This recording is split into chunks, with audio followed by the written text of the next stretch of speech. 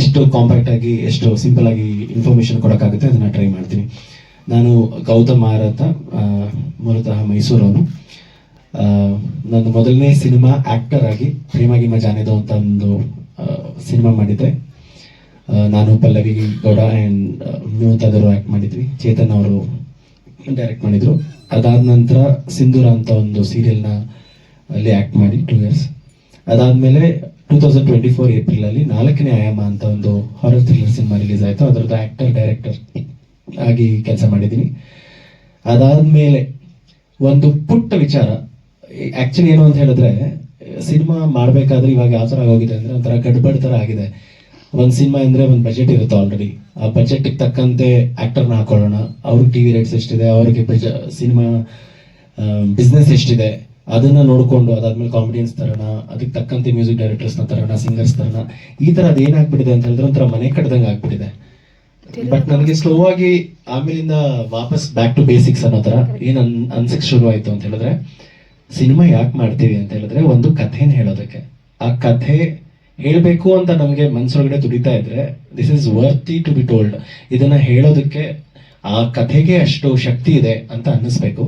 ಆ ಕಥೆನ ನೋಡಿದ್ಮೇಲೆ ನಿಮ್ಗೂ ಯಾರೇ ಆಡಿಯನ್ಸ್ ಅದನ್ನ ನೋಡ್ತಿದ್ರು, ಅದನ್ನ ತಗೊಳ್ತಾ ಇದ್ರು, ಅದರಿಂದ ಅವ್ರಿಗೇನೋ ಒಂದು ಲೈಫ್ ಚೇಂಜಿಂಗ್ ಥಿಂಗ್, ಪ್ರಾಬ್ಲಿ 0.001% ಅವ್ರ ಲೈಫಲ್ಲಿ ಏನೋ ಒಂದು ಚಿಕ್ಕ ವಿಷಯ ಚೇಂಜ್ ಆದ್ರೂ ಅದು ಸಿನಿಮಾ ಮೇಕರ್ಸ್ಗೆ ಇರುವಂತಹ ಒಂದು ಜವಾಬ್ದಾರಿ. ಅದನ್ನ ತಲುಪಿಸಿದಾಗ ಆಗುತ್ತೆ.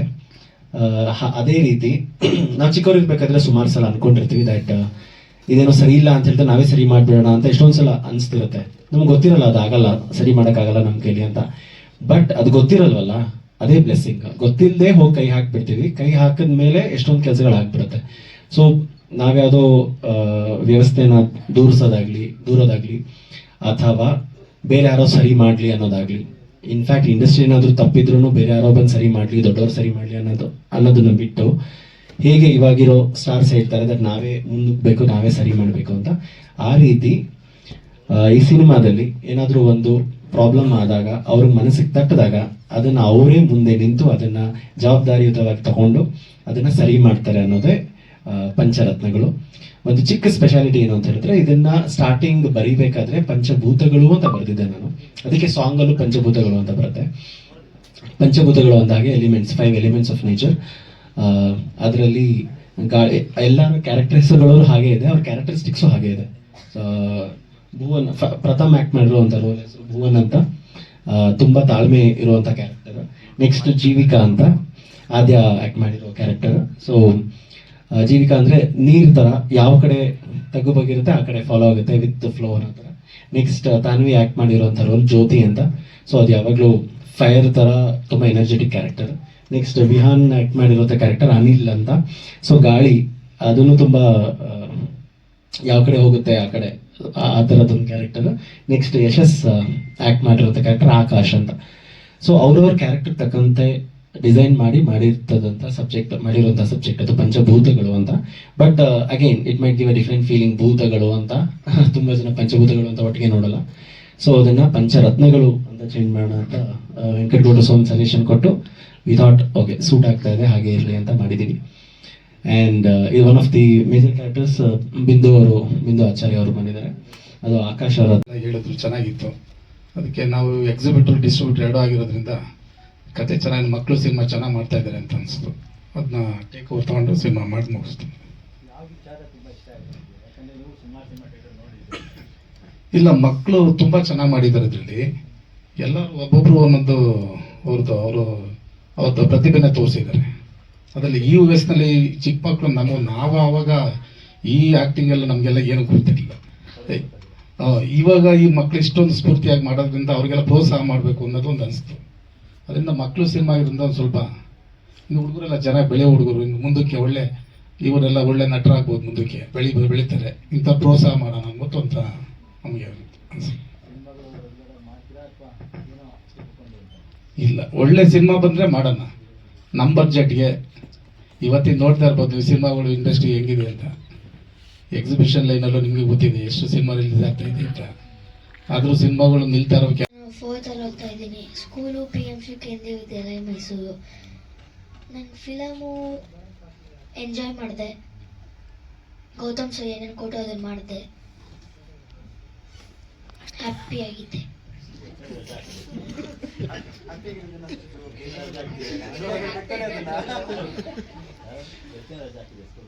ಗೊತ್ತಿಲ್ಲ.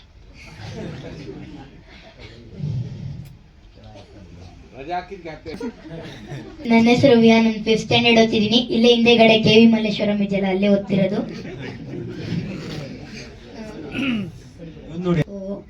ಈ ಮೂವಿಲಿ ಆಕ್ಟಿಂಗ್ ಮಾಡ್ಬೇಕಾರೆಲ್ಲ ಬೇರೆ ಮೂವಿಗಳಿಗೆ ಹೋದಾಗ ಅಂದ್ರೆ ಚೂರು ಸೀರಿಯಸ್ಸು ಆ ಥರ ಎಲ್ಲ ಇತ್ತು.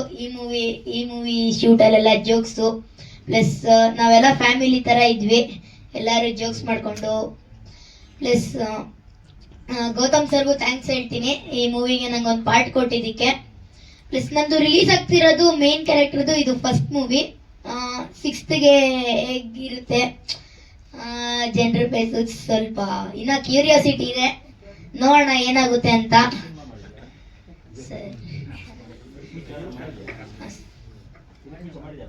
ಹಾಂ ಸರ್ ಇದುವರೆಗೂ 6 ಏನೋ ಮಾಡಿದ್ದೀನಿ ಸರ್.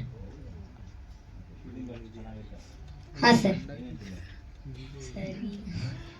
ಶಾಗೆ ತಿಂದೆ ಸರಿ. ನನಗೆ ಫೀವರ್ ಇದೆ, ಸೊ ಸಾರಿ, ಬಟ್ ನನಗೆ ಎಷ್ಟಾಗುತ್ತೆ ಚೆನ್ನಾಗಿ ಮಾತಾಡೋಕ್ಕೆ ಟ್ರೈ ಮಾಡ್ತೀನಿ. ನನಗೆ ಈ ಮೂವಿಗೆ ಬಂದಾಗ ಆಡಿಷನ್ ಕೊಟ್ಟಾಗ ಅಷ್ಟು ಹೋಪ್ಸ್ ಇರಲಿಲ್ಲ, ಬಟ್ ಸಡನ್ ಆಗಿ ಸೆಲೆಕ್ಟ್ ಆಗಿ ತುಂಬ ಖುಷಿ ಆಯಿತು. ಈ ಮೂವಿ ನನಗೆ ಮತ್ತು ಎಲ್ಲರಿಗೂ ಇಷ್ಟ ಆಗುತ್ತೆ ಅಂತ ನಂಬ್ಕೊತೀನಿ. ನಾನು ಈ ಮೂವಿಯಲ್ಲಿ ಜ್ಯೋತಿ ಅನ್ನೋ ಕ್ಯಾರೆಕ್ಟರ್ ಪ್ಲೇ ಮಾಡ್ತಿದ್ದೀನಿ.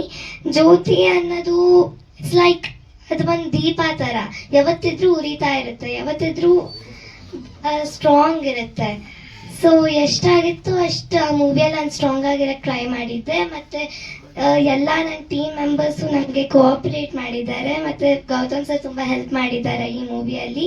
ಈ ಮೂವಿದು ಸ್ಕ್ರಿಪ್ಟ್ ಮತ್ತು ಮಾರಲ್ ತುಂಬ ಇಷ್ಟ ಆಯಿತು ನನಗೆ.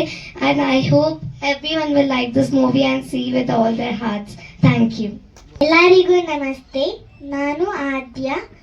ಸೊ ನಾನು ಈ ಸಿನಿಮಾದಲ್ಲಿ ಜೀವಿತ ಅನ್ನೋ ಪಾತ್ರವನ್ನು ಮಾಡಿದ್ದೀನಿ.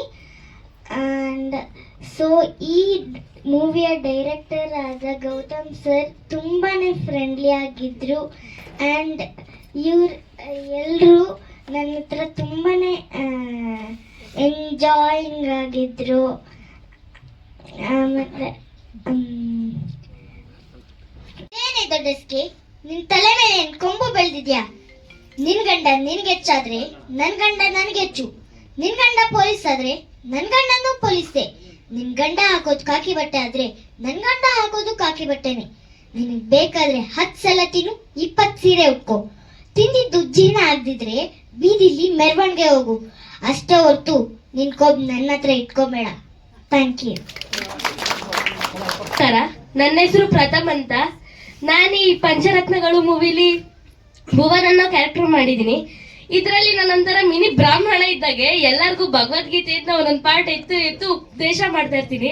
ಸೊ ಈ ಥರ ರೋಲ್ ನನಗೆ ಗೌತಮ್ ಸರ್ ಕೊಟ್ಟಿರೋದಕ್ಕೆ ತುಂಬ ಥ್ಯಾಂಕ್ ಯು. ಆ್ಯಂಡ್ ಪ್ರೊಡ್ಯೂಸ್ಗೆ ಎಷ್ಟೊಂದು ಥಿಯೇಟ್ರಲ್ಲಿ ಮೂವಿ ರಿಲೀಸ್ ಆಗ್ತಾ ಇದೆ.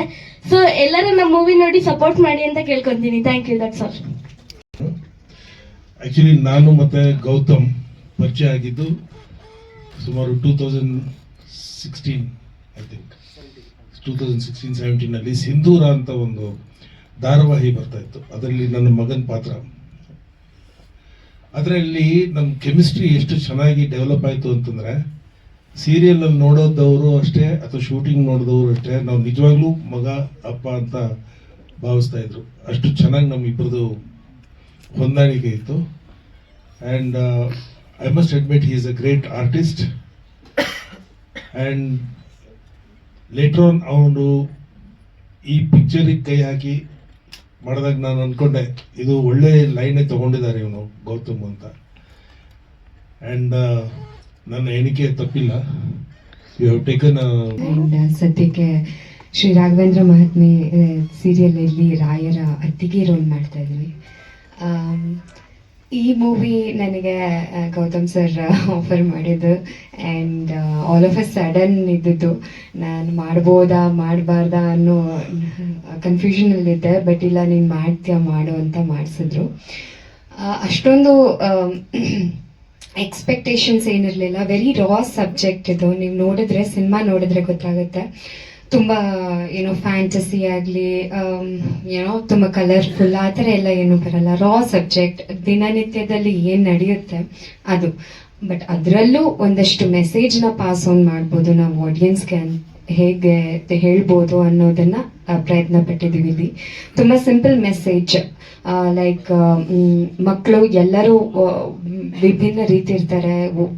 ಜಸ್ಟ್ ಬಿಕಾಸ್ ಒಬ್ಬರು ಚೆನ್ನಾಗಿ ಸ್ಕೋರ್ ಮಾಡ್ತಾರೆ ಅಂದ ತಕ್ಷಣ ಅವರು ಗ್ರೇಟು, ಇನ್ನೊಬ್ರು ಏನೋ ಅವರಷ್ಟು ಟ್ಯಾಲೆಂಟೆಡ್ ಇಲ್ಲ ಅಂತ ಹೇಳೋದಕ್ಕಾಗೋದಿಲ್ಲ.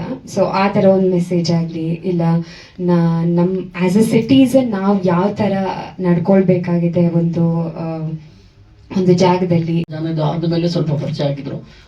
ಕಾರಣಾಂತರಗಳಿಂದ ಅವ್ರದ್ದು 4ನೇ ನಾನು ರಿಲೀಸ್ ಮಾಡೋಕ್ಕಾಗಿಲ್ಲ, ಬಿಕಾಸ್ ಅವರು ಬೇರೆ ಏನೋ ಕಮಿಟ್ಮೆಂಟ್ಸ್ ಅಲ್ಲಿ ಇದ್ರು. ಬಟ್ ಆ ಒಂದೂವರೆ ವರ್ಷದ ನಮ್ದು ಜರ್ನಿ, ನಾನು ಅವ್ರದ್ದು ಸಿನಿಮಾ ರಿಲೀಸ್ ಆದಮೇಲೆ ಫೋನ್ ಮಾಡಿದೆ, ಏನು ಮಾಡ್ತಾ ಇದ್ದೀರಾ ಅಂತ. ಈ ಥರ ಇಲ್ಲ ಬ್ರೋ, ಒಂದು ಸಿನಿಮಾ ಪ್ಲಾನ್ ಮಾಡಿದ್ದೀವಿ, ಮಾಡ್ತಾ ಇದೀವಿ ಅಂದರು.